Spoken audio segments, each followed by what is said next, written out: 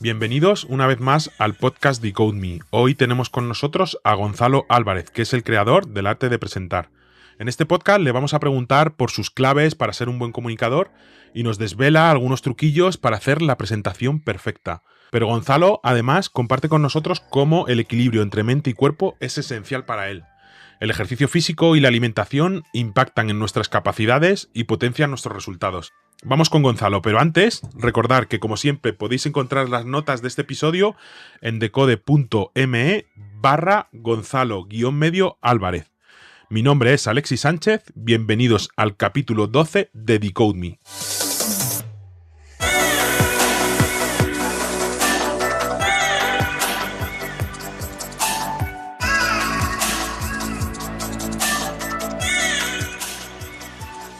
Buenos días, Gonzalo. Hola, muy buenas.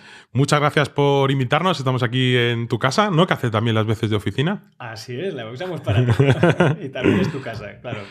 Cuéntanos, para quien no te conozca, ¿a qué te dedicas? ¿Tu vida personal? ¿En qué repartes tu tiempo? ¡Uf! ¡Cuántas cosas!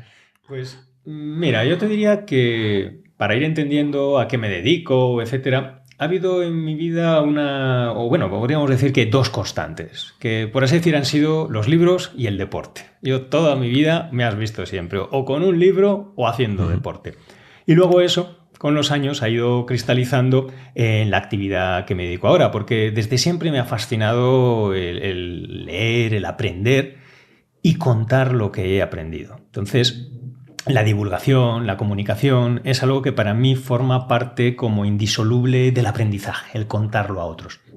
Y además luego, pues no sé, porque a veces tenemos la idea de que del empollón, ¿no? Que solo hace libros y entonces no hace deporte, o al revés, ¿no? El héroe del deporte del colegio, pero que entonces es pues poco estudioso. Pero a mí me gustaban las dos disciplinas. Y por eso cuando luego fui avanzando ya, pues los estudios, etcétera, tuve que decidir una carrera, me dediqué a hacer ingeniería de teleco y una determinada carrera, después hice un doctorado en temas relacionados con seguridad de la información, con criptografía, y empecé los primeros años a orientar por ahí mi carrera. Lo que pasa es que como parte de mi trabajo yo hacía muchas presentaciones en público, daba muchas conferencias, hacía mucha formación a empresas, a fuerzas de seguridad del Estado en temas de estos de seguridad de información.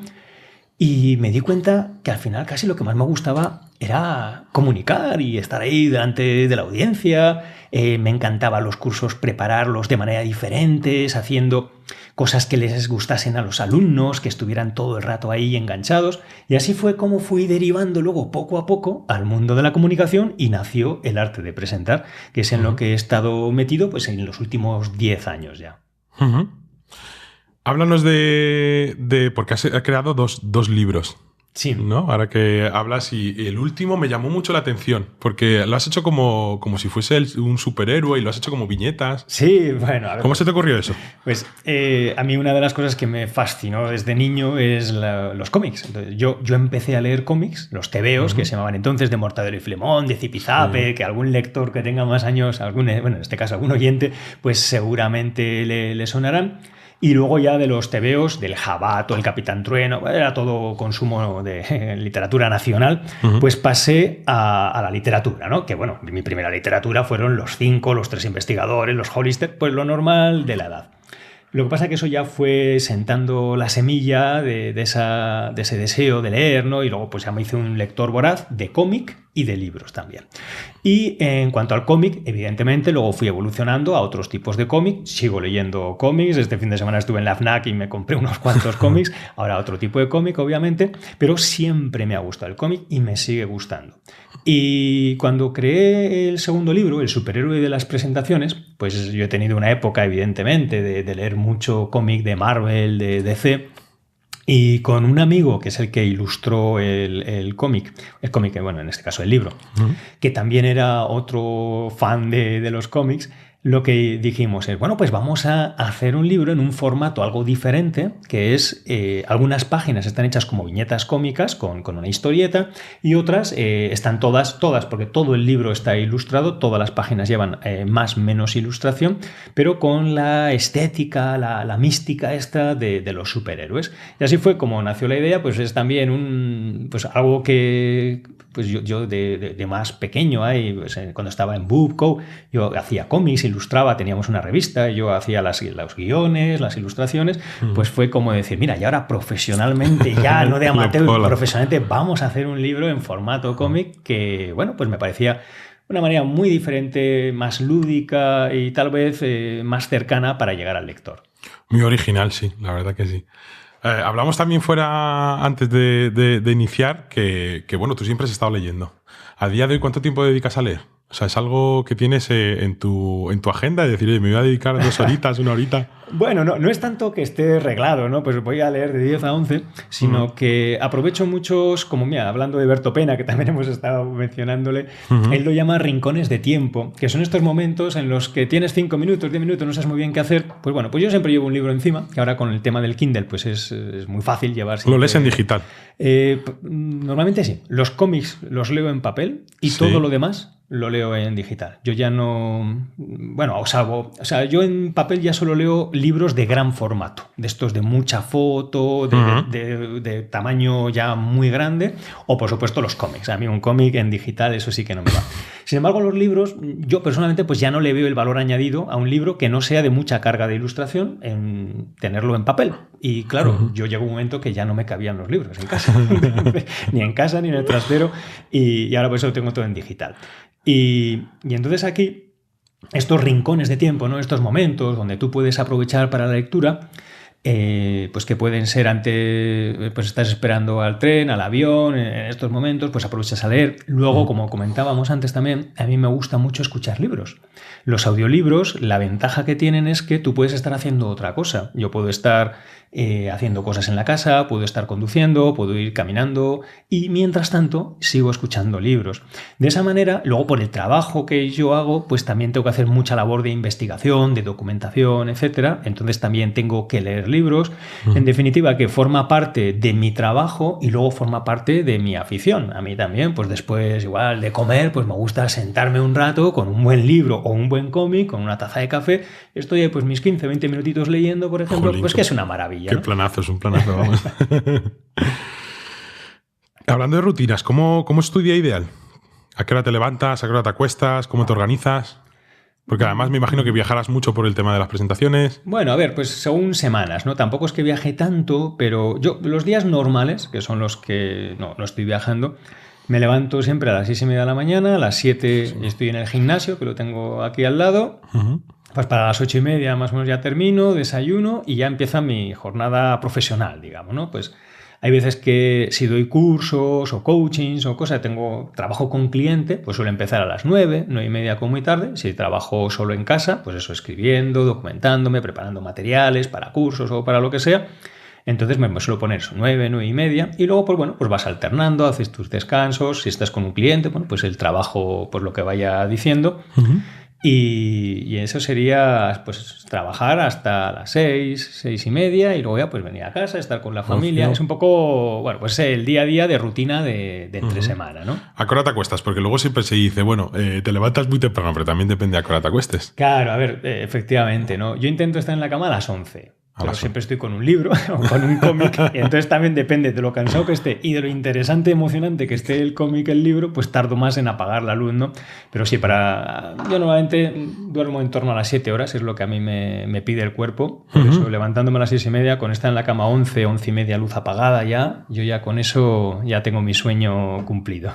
¿Y el fin de semana lo haces igual o cambias? No, claro, el fin de semana hay que diferenciar. Tú dejas llevar hasta la hora que sea. Ahí, bueno, ya con familia familia y eso tampoco suele ser, aunque a veces si fuera por el niño y así te podrías estar aquí hasta las tantas. No, pues el fin de semana nos gusta más hacer actividades de estas de ir al monte o irnos con la bici o cosas de este estilo. Pues en verano más actividades acuáticas, ¿no? En el mar, pues ir a la playa, cosas así. Y la idea es romper un poco con la rutina, ¿no? Pues pasar tiempo con la familia, desconectar más del trabajo y poder dedicarte también a hacer esas cosas que entre semana pues a veces no te da tiempo, ¿no? Bueno, veo que además de las presentaciones, que lo tengo que buscar en Eleven Path, eres Chief Wellbeing Officer. Sí. Y lo he leído y he estado investigando y digo, pero ¿esto qué es? Bueno, pues a ver... como ya sabes, ahora cada vez está más de moda, por un lado, pero también se tiene una conciencia mayor de la importancia capital que tiene ese concepto de well-being, ¿no? Well-being, que es un bienestar, pues desde el punto de vista de la salud, sobre todo física, es decir, una buena alimentación, el ejercicio, el movimiento, el descanso, etcétera. Entonces, una de las cosas que se suele... Si tú vas a cualquier empresa, la que sea, lo que más llama la atención, nada más entrar, es ver a la gente sentada de una manera horrible, con la espalda ahí apoyada de mala manera o echado hacia adelante, hacia el monitor, hacia el teclado, con el cuello doblado hacia adelante, etcétera. Entonces, esto es una de las primeras cosas que yo...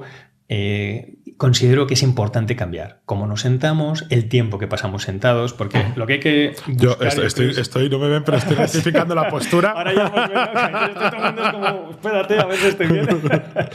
Pues el que está conduciendo ahora, o si nos está escuchando alguien sentado en el ordenador, que efectivamente que recoloque esa postura para tener la espalda recta. Es un poco muy fácil, las orejas sobre los hombros y los hombros sobre las caderas, y esa es la postura, pero muy rara vez estamos así. Y yo creo que es muy importante, primero, corregir la manera como estamos sentados, porque no es tanto que la silla mate, ¿no? Porque ahora está muy de moda eso, ¿no? La silla mata. Entonces, sí que es cierto que estar sentado todo el día mata, ¿no? Lentamente, como el tabaco, le dicen que es el nuevo tabaco. Pero para mí es más importante, si estás sentado, siéntate bien y luego alterna de pie sentado, muévete, no estés... Es bueno hacer ciclos de trabajo de no estar sentado más de 25 o 30 minutos. Uf, ese es el límite. No lo cumplo para nada. Claro. Que es levantarse, ir al baño, levantarse, ir a por agua, levantarse, a lo mejor mirar por la ventana y volverse a sentar, que tampoco se trata de cada 25 minutos estar 10, 20 minutos de descanso. Puede ser un minuto de descanso. Y sobre todo es ese cambiar la postura. Y bueno, pues esto es una de las cosas, pues hay como... Que estoy haciendo Eleven Path, pues hemos hecho un estudio piloto con escritorios elevables, que son estos escritorios que les puedes cambiar la altura y van con todo, con el monitor, el teclado, con el ordenador. Sí, yo tengo uno de esos, pero no sube tanto como baja. Bueno, y luego, claro, también es importante saber estar de pie. Porque si tú estás de pie, pero volvemos a lo mismo, inclinado hacia adelante, con el cuello torcido, tampoco estamos arreglando nada. Entonces, yo ahí, ¿qué es lo que busco? Enseñar cómo sentarse, que parece mentira, pero nos lo tienen que enseñar. Todas estas cosas que hacíamos bien de niños, tú ves un niño de 2 años y se sienta perfectamente. Cuando se agacha algo al suelo, a coger algo del suelo, no se inclina doblando la espalda. Lo que hace es hacer como una sentadilla profunda, ¿no? Hace un squat, un deep squat. Entonces, que esa es la forma correcta de agacharse, la forma correcta de estar sentado. ¿Cuál es la forma correcta de estar sentado? De estar sentado es, por ejemplo, no para todo el día, pero estar sentado en cuclillas. Yo estuve viajando por Indonesia hace muchísimos años y una cosa que me chocaba muchísimo era ver a la gente en las paradas de autobús, por ejemplo, vestidos de traje, así, sentados en cuclillas esperando el autobús. Y tú veías en todas las partes los señores que te están dando comida, ahí se come mucho en la calle y así. Sí. El que cocinaba estaba en cuclillas, el que comía estaba en cuclillas, todo el mundo estaba en cuclillas. Si acaso tenían unos banquitos muy pequeñitos de 10 centímetros como mucho que levantaban del suelo para apoyar un poco y relajar, ¿no? Porque claro, una cosa es estar sentado en cuclillas 10 minutos y otra ya es estar horas, ¿no? Pues esa es una postura correcta de estar sentado. En una silla se puede estar sentado correcto también, pero la mayoría de las sillas no lo facilitan. De hecho, luego las ergonómicas, de hecho, contrariamente a lo que uno podría pensar, suelen hacer que la gente se siente en posturas peores. Entonces, esto es una de las primeras cosas que hay que aprender, cómo sentarse, cómo estar de pie, estos ciclos de trabajo, estos descansos, estiramientos para contrarrestar el haber estado sentado mucho tiempo, y hay estiramientos específicos para contrarrestar eso. Algunos que puedes hacer en tu trabajo intercalándolos en estos descansos. Otros que igual son más aparatosos, ¿no? De tumbarse en el suelo y así, que puedes hacer al final del día, pues cuando llegas a tu casa. Y luego está el tema de la alimentación. Entonces, bueno, pues lo que se busca es ir concienciando a todos los empleados en este tipo de cosas para que por lo menos mejoren esa postura, ese movimiento y puedan estar más cómodos a lo largo del día, que no les duela la espalda, porque de hecho después del piloto hubo un par de personas que pasaron que tenían molestias de espalda a más de años, crónicas, y después de estar haciendo este estudio con los escritorios, pues les había, o a una persona se le había desaparecido y la otra pues se le había aminorado muchísimo, ¿no? Que tenía que tomar cosas y ya no las necesitaba tomar. Bueno, pues este tipo de acciones tienen sus efectos y ahora cada vez más, por fortuna, las empresas están tomando conciencia de la importancia que tiene este well-being en los empleados y están iniciando pues este tipo de programas. ¿Es una empresa muy grande, Eleven Path? Porque, o sea, un puesto que sea justo cuidar la salud de los empleados me ha impactado mucho. Vale, Eleven Path es una unidad de ciberseguridad que hay dentro del grupo de Telefónica. Entonces, Eleven Path son cientos de empleados, sí que es grande, pero vamos, aquí en Madrid son unos 300 empleados, lo que pasa es que están luego también distribuidos. Y bueno, es a tiempo parcial, ¿eh? No creas que me imagino. Todos los días hay 8 horas metido haciendo esto, pero es lo suficiente pues para ir despertando esta conciencia. ¿Y qué haces? Entras allí en la oficina y de repente ya todo el mundo se pone a esto, te debe pasar. Pues a veces pasan cosas de esas, ¿eh? O cuando estaba igual la gente con los escritorios, ¿no? Y entraba y estaban sentados. No, me acabo de sentar, ¿eh? Estaba de pie, estaba de pie hasta ahora, ¿eh? Yo lo último que he probado, porque sí que es verdad que yo al final, como estoy todo el día delante del ordenador, sí que me duele la espalda. Lo último que he probado fue un corrector postural. De estos que me compré, que al final es una especie de chaleco con arnés. Sobre todo porque siempre me pasa lo mismo, estoy encorvado. Y además estás ahí en el teclado y estás como encorvado. Y siempre mira que pienso, como cada 5 o 10 minutos pienso, pero es que luego vuelves otra vez a la postura. Claro. Y es como mantenerla recta es lo que me costaba. Por eso también, si utilizas ciclos de trabajo de 25 o 30 minutos, ponerte un reloj, una alarma, pues aunque hayas ido cayendo la postura, bueno, por lo menos luego, pumba, otra vez. La vas a recolocar. Y todos los correctores posturales, los soportes, etcétera, están bien al principio, pero si los usas demasiado tiempo, al final hacen el trabajo por tu musculatura. Y quien tiene que trabajar es la musculatura. Es como los cinturones de entrenamiento, cuando se hacen pesas. Entrenar con cinturón no es buena idea para todo. Es buena idea cuando vas a hacer una carga muy grande en algún ejercicio con potencial de lesión. Pero si tú usas el cinturón para todo, lo que estás haciendo es debilitar los músculos y al final tiene el efecto contrario. Por eso hay ciertas cosas que está bien para momentos puntuales, pero que no deberían usarse en el día a día. Bueno, vamos a ver si consigo durante el resto de la entrevista estar recto. Eres un loco del desarrollo personal. O sea, tienes bastantes facetas, ¿no? ¿Qué es lo que últimamente te obsesiona? ¿Estás aprendiendo algo en particular para tu desarrollo, para la productividad que estés últimamente desarrollando? Bueno, a ver. ¿O que estés pensando más obsesionado? Claro, es que desarrollo personal aquí es muy amplio, se podría entender de muchas maneras, ¿no? De hecho, yo siempre digo que los primeros, que decías, ¿no? Fanáticos así del desarrollo personal, pues ya eran los griegos. O sea, digo de los que tenemos constancia escrita, posiblemente estos ya había mucho antes, pero que nos hayan dejado ya documento escrito eran los griegos. Y para ellos el desarrollo personal, en definitiva, ¿qué era? Era encontrar tu propósito, tu misión en la vida. Entonces lo decían muy claro, ¿no? El propósito del alfarero es hacer vasijas y su misión en la vida es hacerlas lo más perfectas posible. El propósito del guerrero es guerrear, ¿no? Y hacerlo lo mejor posible. Y entonces cada persona lo que tiene que hacer es encontrar su propósito y llevarlo a la perfección, entre comillas, ¿no? Y eso es la virtud. La virtud, que hoy en día suena un poco raro, ¿no? Esto de virtud. Pero la virtud en este sentido, de como lo entendían los griegos, los primeros romanos, era el llevar alcanzar la excelencia en lo que haces. Podríamos decirlo así, ¿no? Entonces, si tú dices, ¿no? El arte de la virtud, pues la gente dirá, esto no me lo compro. Sin embargo, ¿no? El arte de la excelencia, cómo alcanzar la perfección en lo que haces. ¡Oh, esto, qué interesante este libro! Bueno, pues eso ya estaba hace 3000 años. Entonces, ese es el concepto de virtud. Mira, de hecho, hoy en día, cuando tú dices un virtuoso del violín, ¿qué es un virtuoso? Una persona que domina, ¿no? Que es un maestro. Entonces, la virtud es alcanzar, o sea, buscar tu propósito y alcanzar la perfección, entre comillas, ¿no? en eso que haces. Entonces, pues eso es un poco, ¿no? Pues a mí lo que me... No voy a decir la palabra obsesionar porque da la sensación, ¿no? De que no duermes con ello, pero aquello en lo que ahora centro mis energías, ¿no? En buscar, centrar bien ese propósito y tratar de ir mejorando y alcanzar esa virtud, ¿no? Ese virtuosismo. Y a nivel profesional, me imagino que es la comunicación y la presentación. La comunicación, la presentación y lo que hablábamos, pues también, ¿no? Del deporte, pues porque también una de las cosas de la virtud es que la virtud no está o no se ve en lo que tú dices, sino en lo que tú haces y en cómo tú eres, ¿no? De alguna manera es que tu vida tiene que ser tu mensaje. Tú no puedes enseñar a hacer a alguien buenas presentaciones si en el proceso de enseñárselo usas una presentación patética.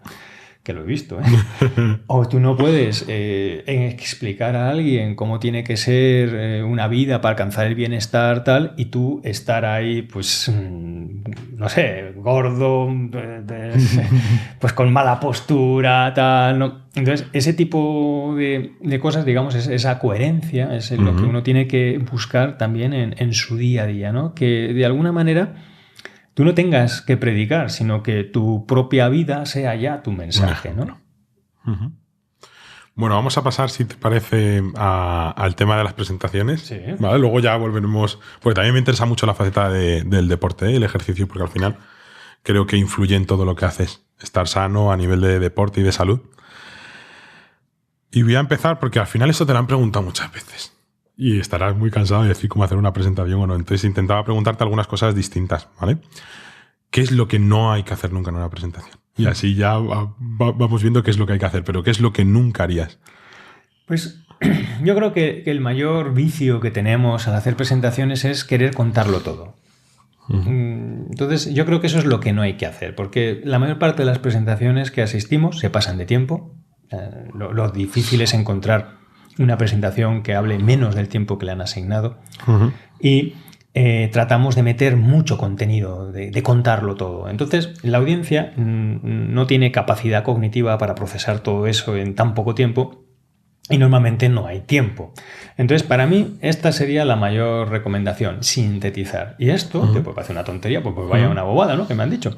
Es que es un ejercicio dificilísimo. Yo eso lo veo continuamente día a día en mis cursos. Este jueves pasado, estuve dando un curso era un taller para científicos. Entonces, y eran además científicos que estaban para una evaluación para obtener una financiación por unos proyectos. Son financiaciones de millones de euros. O sea, son científicos como la élite, ¿vale? Sí.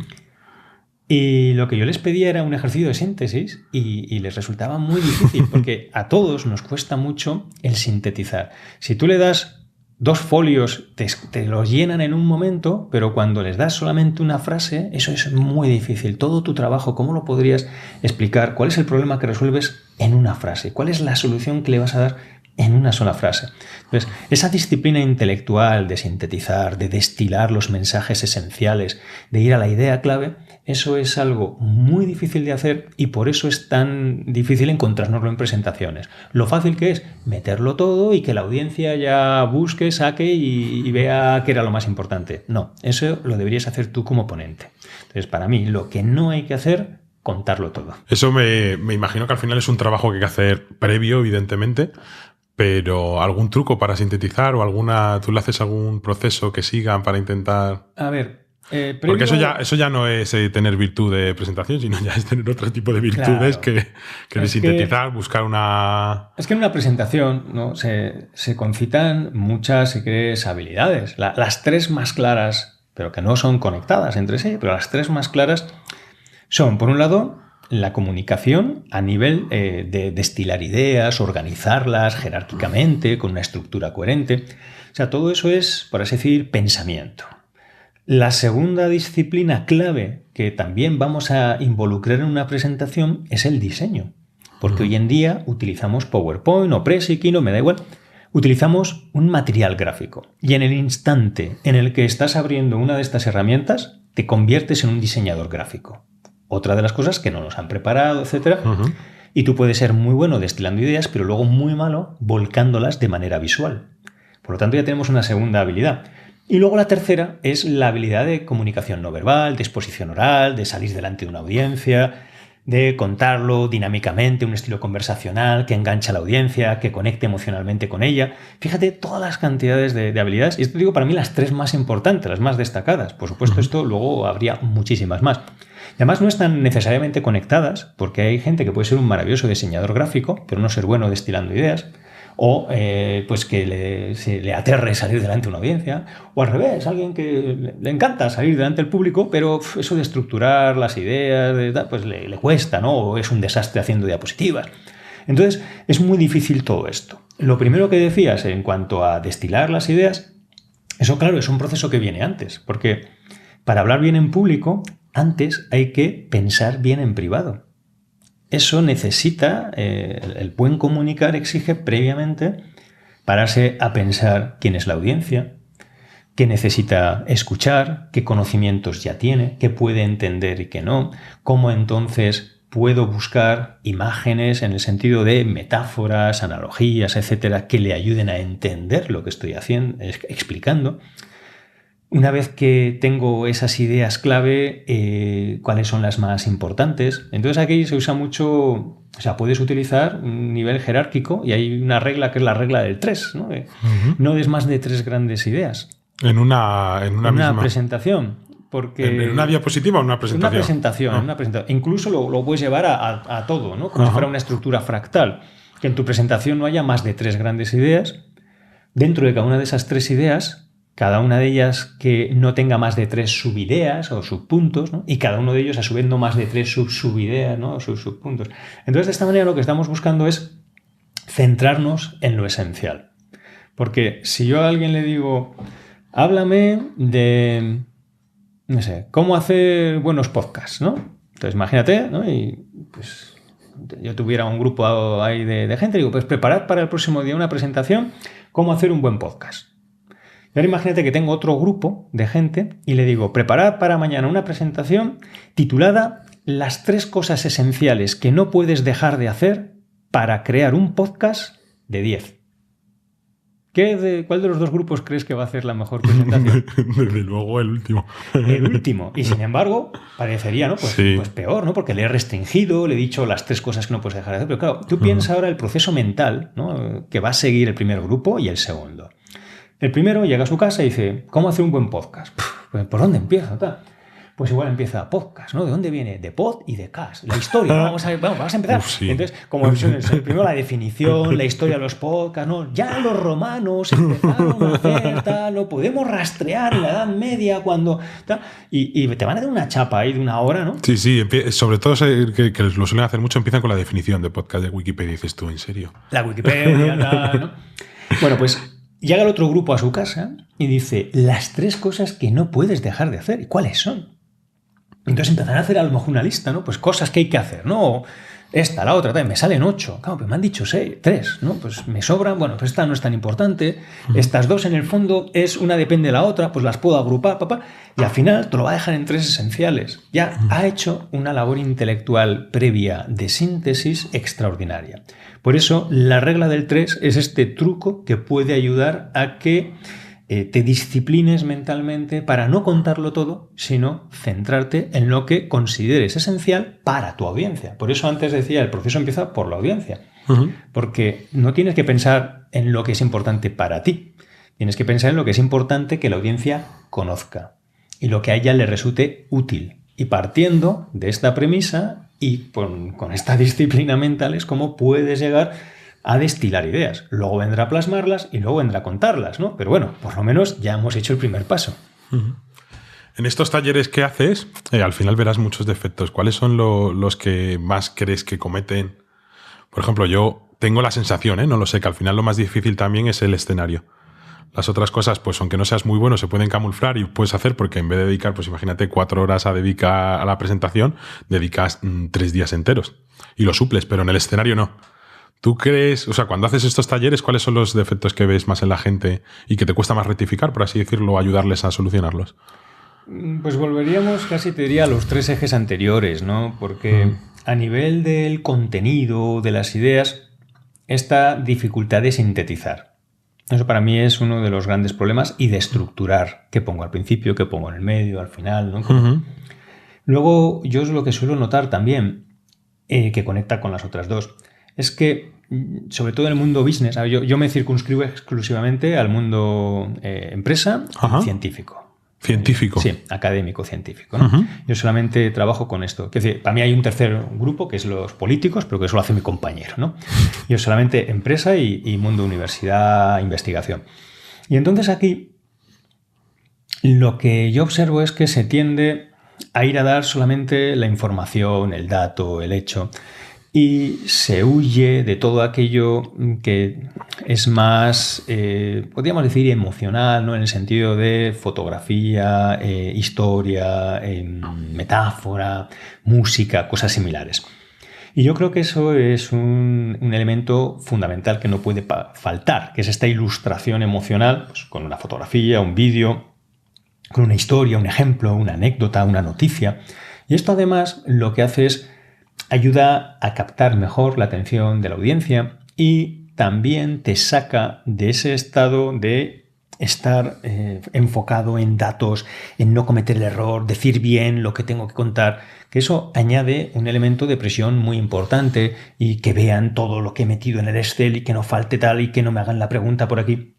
Y cuando nosotros, además de todo eso, fíjate que yo no digo en lugar de, cuando además de todos esos datos y hechos, ilustramos con algún tipo de historia, de metáfora, de analogía, estás ayudando a la audiencia a entender mejor, a visualizar mejor. Por eso yo lo llamo ilustraciones, porque ayudan a que la imagen que hay en tu cabeza pase a la cabeza de la audiencia. No necesitamos dibujar o poner una foto para ilustrar. Yo te puedo ilustrar con un ejemplo, te puedo ilustrar con una historia. Y este elemento, si lo añadimos a nuestras presentaciones, las va a hacer mucho más dinámicas, más conversacionales. De cara al diseño, vemos que no solo tiene impacto en el contenido, porque de cara al diseño ayudará a aligerar tanta tabla, tanto gráfico, porque meteremos alguna foto, algún vídeo. Y de cara a la exposición oral, se nota mucho la diferencia. Yo eso en todos los talleres es muy llamativo, porque además lo grabo en vídeo y luego ponemos los vídeos. Y cuando están haciendo la presentación business formal, el lenguaje corporal que exhiben a nivel de, pues eso, las manos, la mirada, la postura, el movimiento, en comparación con cuando están contando una anécdota personal, es brutal. O sea, la comparación es como dos personas, ¿no? Han traído a tu hermano, ¿no? Gemelo, y tú, ¿no? Y parecen dos personas distintas. ¿Por qué? Porque cambia el estado emocional. Cuando tú estás contando una historia, estás más relajado, eres natural, no estás pendiente de no cometer un error, de dar bien el dato. Mientras que cuando estás en el modo business, estás pendiente de todo ese tipo de cosas, de parecer profesional, etc. Y te estás imponiendo esa presión que te saca de tu zona de comodidad, ¿no? Ya no estás relajado, ya no eres natural. Entonces, para mí, estas son las cosas, ¿no?, más llamativas, si quieres, ¿no? Que nos centramos mucho en la parte profesional, somos demasiado autoconscientes de tenemos que hacerlo muy bien y entonces dejamos de ser naturales, dejamos de hacerlo bien, entre comillas, ¿no? Mira, aquí de la siguiente pregunta creo que tiene un poco que ver con esto que comentas. Y yo, por lo menos en mi caso, he visto que el exceso de preparación llega a ser malo en una presentación. Es decir, te obsesionas, como tú dices, tanto en los datos en que vas a decir en cada transparencia que al final pierdes esa naturalidad. Y a lo mejor decir, oye, mira, tampoco importa que haya cortes, que te quedes unos segundos parado, mientras que seas natural. No sé si estás de acuerdo o no, porque además lo he visto, porque yo al final, pues como todos al principio, te da muchísima vergüenza, te intentas preparar hasta el último minuto, estás antes de salir del escenario, estás leyendo la frase, ahí se me va a olvidar. Y ya cuando veo a alguna gente, pues yo sí que doy presentaciones y no es que sea un máster, pero sí que por lo menos ya no es el agobio inicial, sí que va mucha gente y me recuerda a mí. Y está ahí en el último momento, digo, tranquilo, no te la sobreprepares porque es peor. A ver, es que para mí tendríamos que definir, ¿no?, bien qué entendemos por ensayar, preparar, ¿no?, sobrepreparar, tal. Porque claro, para mí el ensayo es imprescindible. O sea, y la preparación. Yo no puedo salir ahí de repente con las manos en los bolsillos a ver qué sale, ¿no? Porque eso va a ir mal. Y a veces también confundimos. Hay gente que parece que no se ha preparado algo, pero es porque a lo mejor lleva 10 años. Tú ahora, yo qué sé, igual hablando conmigo me dices, oye, pues tú, no sé, ¿me dirías cuáles son 3 claves para hablar en público tal? Entonces, pues yo ahora te puedo soltar una parrafada de 20 minutos de mi curso, que lo dice el jueves por última vez, y tú dices, ¡oh, qué máquina!, ¿no? Vamos, le he hecho una pregunta y me ha respondido en 20 minutos como si estuviera leyendo un libro. A ver, no, es que eso es lo que cuento en todos mis cursos. Entonces, como es una pregunta que encaja perfectamente a un tema que trato, pues parece que lo estoy improvisando, pero no es verdad. Llevo años y años trabajando esa respuesta que para ti era improvisada. Entonces, la improvisación no funciona. Y cuando tú ves a una persona muy natural, etcétera, detrás hay muchísimas horas de preparación, pero muchas. A mí una vez en un curso un alumno me dijo, oye, ¿cuánto tiempo has tardado en preparar estas diapositivas? Y yo le dije 45 años. Y me dice, no, en serio, me refiero tal. Y no, lo que es esto de la presentación tal. Y yo le dije, pues 8 años. Y no, pero... Y yo decía, a ver, pero es que no te puedo decir que he tardado 8 horas, porque no es verdad. Porque aunque hubiera tardado 8 horas en hacer estas diapositivas, para llegar a tardar estas 8 horas hoy con esto, he llevado muchos años que me han conducido aquí. Entonces, prepararse es absolutamente imprescindible. Lo que pasa es que yo a veces creo que se confunde prepararse con tratar de memorizar o cosas parecidas, que eso es para mí lo que no funciona. Y luego también hay otra cosa muy importante, y es que solemos estar muy autoconscientes de querer hacerlo bien, ¿no? Y eso se vuelve en tu contra. Porque al final, tú cuando estás comunicando, el objetivo no tendría que ser hacerlo yo bien. En el sentido de quedar bien, de que vean qué listo soy, cuánto sé. El objetivo tendría que ser ayudarle a mi audiencia a resolver un problema o a alcanzar un reto, un desafío. Ese tiene que ser mi objetivo. Porque si yo le soy útil a mi audiencia con lo que le estoy contando, ¿tú crees que la audiencia se pone a mirarme si me rasco la nariz, si meto la mano en el bolsillo? Es que eso le pasa absolutamente desapercibido. Es la menor de sus preocupaciones. Sin embargo, si lo que estoy contando es una chapa, que no le interesa a nadie, que solo estoy hablando de mí o de mi empresa o de mi producto o de mi libro o tal, pues al cabo de 5 minutos que va a estar ya anestesiada, pues igual empieza ya a mirar, mira el tío listo este que se cree tal, mira a ver qué hace, mira, si se está rascando tal. Entonces lo que tenemos que buscar es aportar valor.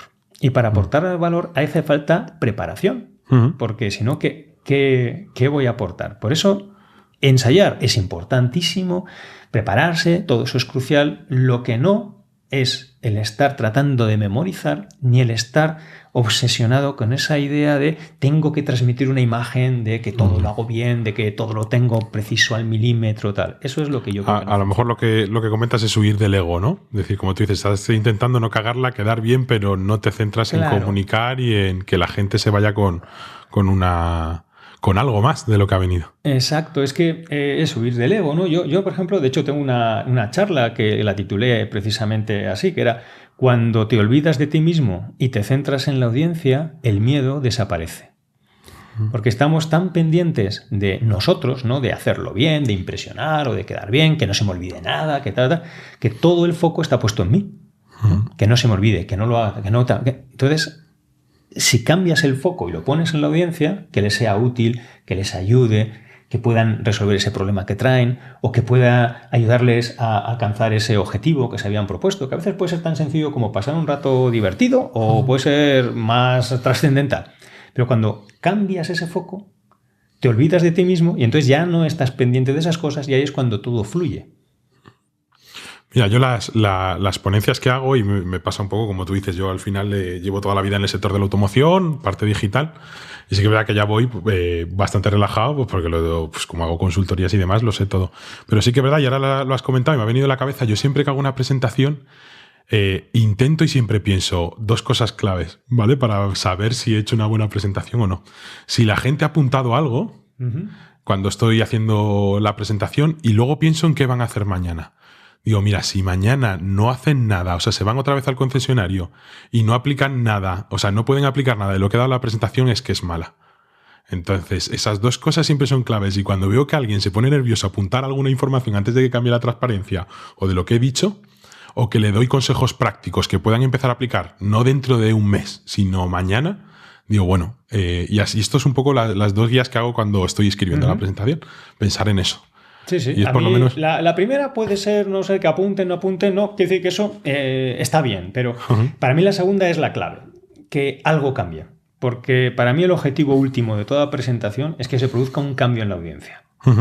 Si yo voy a una presentación y después de la presentación todo sigue igual, no ha servido para nada. Entonces, por eso es crítico que al día siguiente o un minuto después o al mes siguiente, pero que algo cambie. La parte justo cuando subes al escenario, que creo que es la que todos nos atemoriza. Y recuerdo un consejo que cuando entrevisté a Fran Pascual, que hizo algún TED y ha hecho presentaciones, es un chaval muy joven.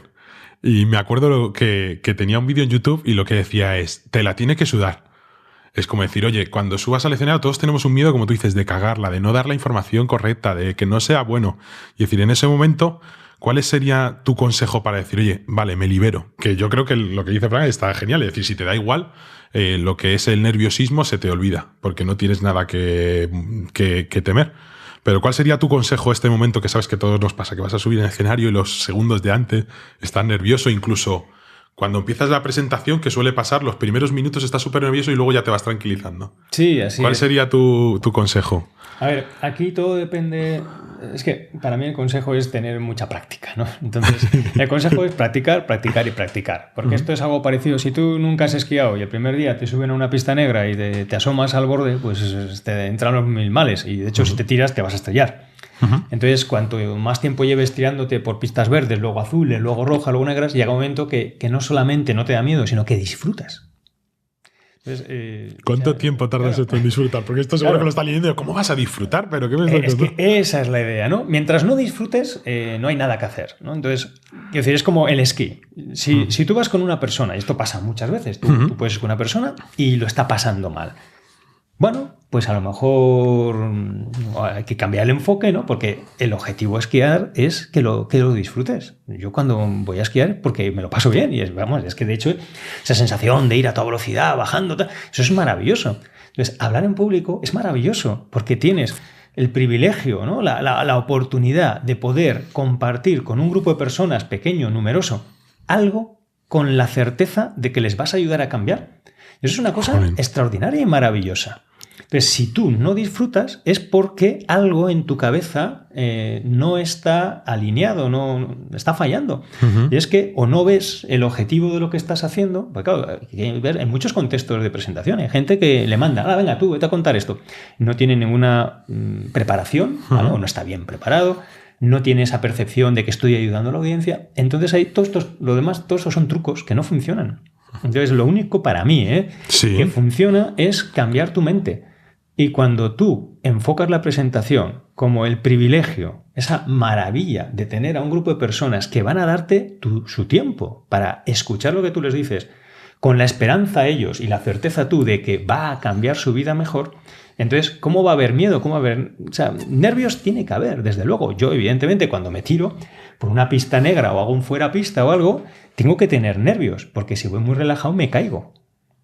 Entonces, pero no son los nervios del miedo. Yo puedo ver al lado una persona que está... Bueno, yo me acuerdo, cuando yo empecé a esquiar, yo iba con mi hermana sabía esquiar, y el primer día nos fuimos por una pista azul que encima era muy estrecha, yo no sabía girar, con lo cual necesitaba mucho más pista para poder hacer el giro y iba haciendo como una Z la pista, de manera que cuando ibas por el lado del precipicio, bueno, era precipicio, a mí me parecía un precipicio, te podías caer rodando y yo ya llegó un momento que le dije, mira, lo siento, me quité los esquís y bajé andando. Y es que estaba pasando mal, yo estaba sufriendo, estaba muerto de miedo. Eso no es el esquí. Y entonces, ese mismo día me fui con un profesor ya a una pista verde tal, y dije, mira, tú a mí no me puedes enseñar, me voy con un profesor. Entonces, con esto pasa un poco parecido. ¿Tienes que tener miedo o nervios? Por supuesto, pero son, en la analogía, ¿no?, con el esquiador, son los nervios que tiene el esquiador para estar alerta, para estar con esa tensión que hace que no te caigas. Ese respeto que nunca puedes perder a la nieve, a la pendiente, porque puede haber bañeras, puede haber hielo, puede haber muchas cosas. Además, yo, por ejemplo, yo que suelo hacer fuera pista, pues hay todavía más peligroso porque no sabes lo que hay. Entonces, tienes que ir con miedo, sí. Pero no es un miedo paralizante, es un miedo de alerta, de tensión, para hacerlo bien. Cuando sales a hablar en público es igual, tienes que ir con un cierto miedo, porque te has tenido que preparar, tienes que estar con esa tensión, esa alerta, porque si fueras sin ningún miedo, eso significaría que es que me da todo igual. O sea, es como, ¿te has preparado algo? No. ¿Y esto? ¿Tienes miedo? No les voy a hablar a esto, nada. Unas 4 chorradas les cuento. Hombre, es que eso tampoco es, ¿no? Ajá. Entonces sí que hay que tener miedo, por supuesto, y hay que tener nervios. Pero los nervios del hacerlo bien pensando en la audiencia, no pensando en mí. Para eso hay que tener una seguridad absoluta, que al final creo que se traduce un poco lo que dices de mucho tiempo, de preparación. Yo es que de preparación. A veces pensamos que la gente nace sabiendo. Y ningún esquiador nació sabiendo, ni nadie. Lo que hay es muchas horas de trabajo. Hay una frase mítica de Paco de Lucía que decía algo así como: ¿quieres ser el mejor guitarrista del mundo? Es muy fácil. Dedícate a tocar 14 horas desde los 3 años y lo conseguirás. Claro, pero eso es un precio muy alto. Cuentan una anécdota de un recital de piano, que una dama se acerca al pianista cuando termina y le dice: ¡qué maravilla! Me ha encantado. Daría la mitad de mi vida por saber tocar como usted. Y le respondió el pianista: señora, eso es lo que yo he hecho. Has dado la mitad de tu vida. Entonces, cuando tú ves a alguien que está en la cúspide de su maestría, cuando ves a un virtuoso, ¿no?, en este sentido que hablaba antes, ¿no?, de una persona que ha alcanzado la virtud en aquello que hace, lo que no ves son las miles de horas que ha habido detrás de trabajo. Eso es lo que tú no ves, y los fracasos, y los golpes, y las caídas. Tú eso no lo ves, porque ahora está en la cúspide. Pero no nació en la cúspide. Nadie ha nacido en la cúspide. Que a lo mejor ha habido algún genio que ha tenido un gen de no sé qué. Bien, pero eso es la excepción. La regla, y hay millones de personas en la cúspide de lo que hacen, en el deporte, en la música, en el trabajo que sea, es porque han llegado ahí a base de mucho trabajo. Y cuando eran niños ya estaban haciendo cosas de esas. Y cuando estaban adolescentes, mientras otros estaban tal, ellos estaban ahí, dale que te pego. Y luego, cuando llegan a los 20, 30, 40 años y hacen eso también, claro, no nos fijamos en todo el trabajo que ha habido detrás. Sí, totalmente de acuerdo. Las dotes de comunicación son importantes cuando haces una presentación, pero también fuera. En mi caso personal, que tengo una empresa, al final yo he evolucionado un poco también de ingeniero hacia CEO, y sí que me doy cuenta este último año que tengo que mejorar muchísimo mis capacidades de comunicación. Y con esto digo cualquier cosa, ¿eh? Es decir, yo digo una frase que para mí tiene todo el sentido, pero el que la percibe de otra manera totalmente opuesta, incluso puedes decir, pero ¿cómo algo que yo he dicho en positivo y que creo que iba a funcionar, al final me está empeorando a nivel de empleados o a nivel personal con quien te comunicas? Tú también has investigado en esta parte y al final es un poco parecido. ¿Cuáles son los consejos iniciales en mi caso? Por ejemplo, decir, oye, quiero mejorar mi comunicación, porque una de las cosas que me he dado cuenta al final es que todo en esta vida son personas. Los negocios, el dinero, todo viene por otras personas. Y entonces la capacidad de comunicarte bien, de decir lo que quieres decir y que el otro te entienda es básica para todo. Claro. Yo siempre digo, yo cuando voy a vender a una empresa productos, yo nunca jamás he hablado con una empresa. Nunca me han sentado con un logo de... Me sientan con una o varias personas. Y para mí un error de partida fundamental es que entendemos la comunicación como la emisión de información. Yo en los cursos suelo pedir a la gente en algún momento, no en todos, según qué taller, ¿qué es para ti la comunicación? ¿No? Entonces, el emitir mensajes, no sé qué, tal, el comunicar es transmitir información, no sé qué, comunicar es impactar con mensajes, tal. O sea, si te das cuenta, está todo enfocado en el emisor. no aparece la audiencia por ningún lado. Yo, por ejemplo, una definición que a mí me encantó, que daba Alejandro Hernández, es si nosotros observamos la realidad, ¿no? Que es lo que tú decías. Yo he dicho una cosa, el otro ha entendido otra. Nosotros podemos estar viendo esta botella, que está aquí en mitad de los dos, y podemos ver dos cosas radicalmente distintas. Yo puedo estar viendo qué agua, qué rica, tú puedes decir qué guarrería, qué es eso flotando en el agua. De hecho, ya que hablas, esa es un agua que has puesto jengibre y... Jengibre y limón. Y limón. Podemos tener la misma botella y sin embargo vemos cosas distintas. Y quien dice de una botella lo dice de todo. Han pasado las elecciones y cada uno podemos hacer una lectura radicalmente distinta. Hemos visto un debate en la televisión y cada uno podemos dar ganador a una persona distinta. Entonces, ¿cómo es posible que observando la misma realidad cada uno veamos algo distinto? Uh-huh. Porque lo cierto es que todos vemos la realidad a través de un filtro, a través de un mapa, a través de unas gafas distintas. ¿Y qué es lo que hace este mapa? Pues lo construyen nuestras creencias, nuestras experiencias, nuestros conocimientos. Toda nuestra historia personal va construyendo ese mapa. Y como no hay dos personas con la misma historia, no puede haber dos mapas idénticos. Por lo tanto, cuando estamos mirando la botella, tú ves una cosa, yo veo otra. Por lo tanto, ¿qué sería comunicar? Comunicar es viajar a la historia del otro. Es tratar de coger su mapa y con él mirar yo ahora la realidad. Fíjate qué distinto a comunicar es impactar, comunicar es transmitir el mensaje, comunicar es tratar de ver la realidad desde el punto de vista del otro. Para mí esa es la definición clave de comunicación. Pues por ahí a lo mejor el truco, y estoy acordando que lo dices, fui a un evento de Google Elevator y Javier, que era el ponente, que la verdad que fue la leche, dijo que una conversación iba bien y una negociación cuanto más hablase tu interlocutor, que a lo mejor es eso, y que tenías que pararte mucho y pedir feedback. Como decir, oye, ¿estamos en la misma onda? ¿Estoy yo lo que estoy hablando, tú estás dentro de lo mío o no? Sí, eso se llama recapitulación. Sí, efectivamente, todo esto está muy estudiado, ¿eh? Y no hay nada nuevo ahí. Entonces, por ejemplo, una venta, una negociación, normalmente el vendedor quiere hablar mucho, ¿no? Mi producto es muy bueno, tiene estas características, tiene no sé qué, tiene no sé cuál. Cuando el buen vendedor, en vez de hablar mucho, lo que hace es escucha mucho. Y escucha porque hace preguntas que dirigen la conversación hacia esa venta que él quiere. Y es muy distinto eso a yo hablar. De hecho, hay muchos casos, ¿no? De personas que han estado en una conversación, pues igual en una cena con alguien, tal, y a lo mejor tú en una hora has estado hablando 1 minuto o 2, que son las 2 o 3 preguntas que has hecho y la otra persona ha estado respondiendo 20 minutos a cada una de esas preguntas. Y lo gracioso del caso es que luego sales de ahí y la otra persona dice, oye, qué maravilla esta persona, da gusto hablar con ella. Claro, da gusto porque has estado tú ahí. Pero esa es la clave, ¿no? El no hablar tú tanto, dejar al otro que hable, pero conducir inteligentemente a través de preguntas. Porque quien hace las preguntas dirige la conversación. Por eso es importante saber hacerlas y luego escuchar la respuesta para entresacar de ahí la información útil, si estás en el caso de negociación, de venta, o si estás en una conversación más espontánea, pues también para pues ver las cosas que le importan a esta persona y poder seguir preguntando por ahí. Para ir acabando, porque sé que tienes el tiempo reducido, ¿qué libros nos recomiendas o documentales que más hayan impactado en lo que es tu materia de comunicación, de presentar, que tengamos que leer? A ver, yo aquí, fíjate, creo que al final lo verdaderamente importante no está tanto en los libros, no está más en la experiencia. Por eso es que yo he cometido el error, ¿no? de querer aprender a veces de muchas cosas leyendo. Además, yo te decía al principio, ¿no? Que una de las constantes de mi vida ha sido pues, los libros, la lectura, el aprendizaje.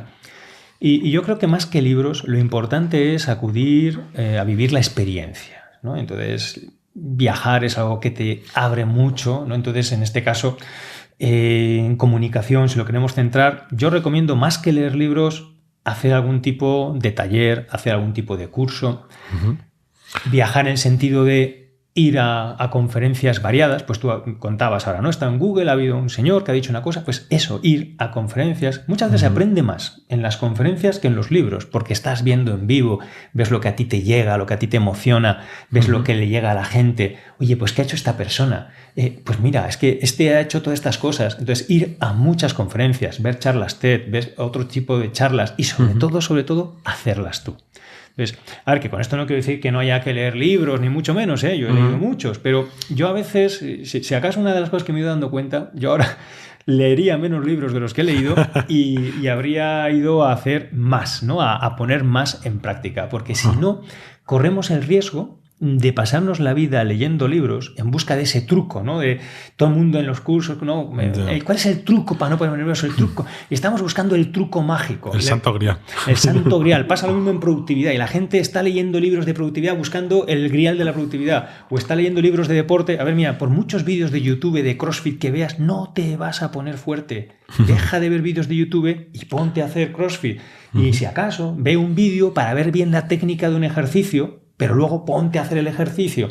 Y con esto pasa un poco lo mismo. Es una manera como de procrastinar, ¿no? Tengo la sensación de que estoy haciendo algo para mejorar mi comunicación, porque venga a leer libros, pero en el fondo lo que estoy haciendo es posponer el enfrentarme a la realidad. Es como aprender a esquiar viendo vídeos de YouTube o leyendo libros. No, lo que tienes que hacer es ir a una pista y tirarte, y tirarte, y tirarte. Y aquí en hablar en público, pues lo mismo. Tírate, que es haz conferencias, haz presentaciones, a todos los públicos que puedas, a los más variados, a niños pequeños, a ancianos, a jóvenes, a mayores, en ámbito profesional, en ámbito que no lo sea, y hacer eso. ¿Vale? Pues bueno, yo creo que este consejo es espectacular para cerrar el podcast. Siempre hago una pregunta al finalizar que es bastante compleja de responder, por eso la hago. Digo, a ver si después, cuando tenga ya unos cuantos, puedo sacar una conclusión. ¿Cuál es la meta en tu vida? ¿Te has propuesto algunos hitos que debes cumplir? ¿Estás feliz ahora mismo con lo que has conseguido? La meta yo no la concibo, en mi caso, tanto como un destino, sino más bien como una dirección, ¿no? Es como cuando uno va hacia el norte, pues ¿cuándo has llegado al norte? ¿No? Pues tú vas hacia allá y ir hacia el norte te permite saber cuándo te estás desviando de ese norte, pero no es llegar a un punto concreto. Entonces yo creo que lo mencionaba al principio, ¿no? A mí siempre me ha gustado aprender y contar lo aprendido, ¿no? Ese concepto de divulgación, de comunicación de la ciencia, etc. Yo siempre he estado muy metido con el mundo de la ciencia.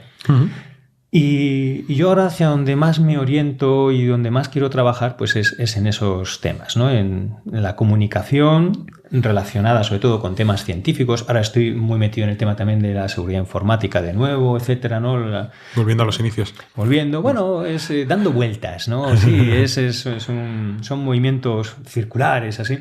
Y sobre todo pues con los niños, ¿no? Con públicos más jóvenes, porque yo tengo poca esperanza en los adultos, quiero decir, ya a los 40 no has cambiado, ya esto no tiene mucho arreglo, ¿eh? No digo que no lo tenga, ¿eh? Pero ya la cosa ya está más difícil. Sin embargo, los niños está todo por hacer, ¿no? Está todo por crear y bueno, pues al final el futuro de nuestro mundo, nuestro propio futuro cuando seamos mayores va a estar en sus manos. Y entonces, ¿sabes? Ese es el tema que ahora más me está atrayendo, ¿no? Yo siempre divulgando, siempre comunicando, es una constante en mi vida, pero ahora virando también hacia públicos más jóvenes. Para que quiera aprender más de ti y continuar recibiendo tus consejos, ¿dónde te puede encontrar? Pues en la página web de www.elartedepresentar.com, que ahí pues tengo cientos de entradas en el blog. También hay docenas de episodios del podcast, vídeos en YouTube, ebooks, en fin, tienen toda la documentación que puedan necesitar para ayudarles a crecer como comunicadores y, por qué no, también como personas. Pues oye, Gonzalo, genial. Muchísimas gracias por tu tiempo. A ti, Alexis. Ha sido un placer. Igualmente. Chao.